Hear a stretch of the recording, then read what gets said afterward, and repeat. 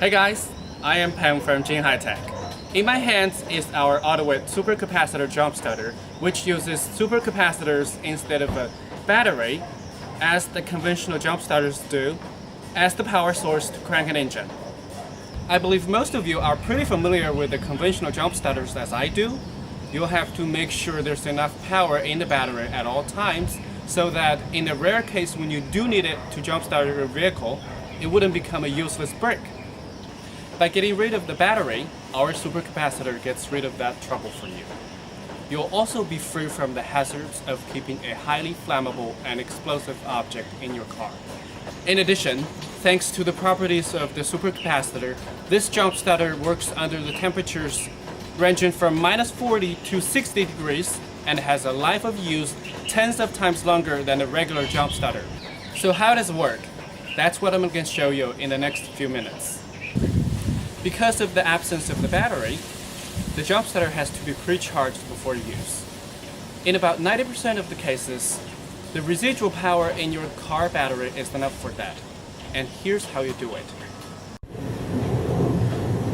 First of all, connect the charger to your car battery, the red clamp on the positive pole, and the black on the negative. Then, connect your charger to your starter. The display here shows the real-time voltage of your jump starter. Now, push the on-off button to start charging.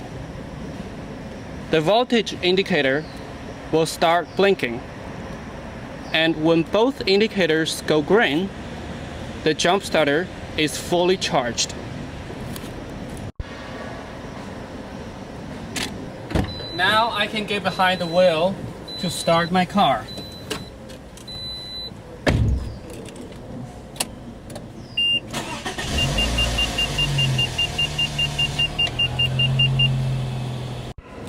In case your own car battery is too weak to charge the jump starter, it can be also charged from another battery. The actions are the same. Connect the jump starter to this other battery. Make sure the red clamp goes on to the positive and the black goes on to the negative. Press the on-off button to start charging. When both indicators are green, the charging process is completed. Press the on-off button to stop. Disconnect them. Make sure both indicators are off. If one of them or both of them are not, press on-off button to turn it off.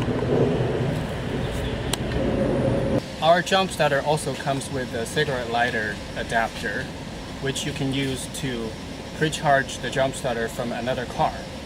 First of all, connect this to your charger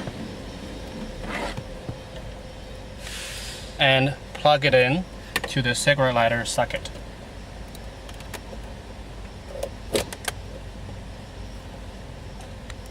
Now the indicator is blinking and the charging process has started. Our jump starter can also be charged with a USB cable. So just connect the jump starter